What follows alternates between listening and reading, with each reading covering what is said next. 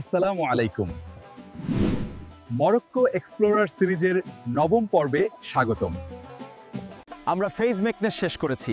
আজ আমরা মরক্কোর একটি নতুন দিক দেখব, ওরসে ওরিয়েন্টাল অঞ্চল। আমরা এই পর্বটি শুরু করি।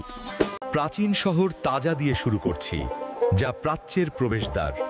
এটি কাসবার রহস্য এবং ইতিহাসের সাক্ষী। শহরটি দুটি অংশে বিভক্ত, নাচা উচ্চ শহর এবং নিম্ন শহর।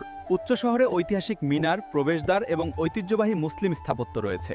কিন্তু তাজায়ের আসল রহস্য পৃথিবীর গভীরে লুকিয়ে আছে, আফ্রিকার গভীরতম গুহা ফ্রিওয়াতোতে।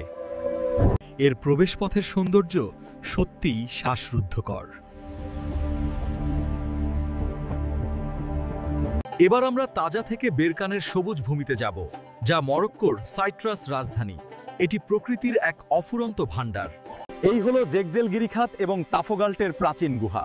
শহরের কোলাহল ছেড়ে প্রকৃতির মাঝে শান্তি খোঁজার ঠিকানা এখানেই। শান্তি থেকে আমরা এখন বিলাসিতায় যাব, সাইদিয়া, যাকে ব্লু পার্ল বলা হয়। এটি ভূমধ্যসাগরীয় উপকূলে আমাদের সবচেয়ে আধুনিক রিসর্ট। আপনি যদি ঐতিহাসিক স্থান পরিদর্শন করতে করতে ক্লান্ত হয়ে পড়েন, তাহলে এটি আপনার জন্য সেরা জায়গা। দীর্ঘ সোনালী সৈকত এবং আধুনিক মেরিনা আপনাকে দেবে দারুণ বিশ্রাম ও বিনোদনের সুযোগ।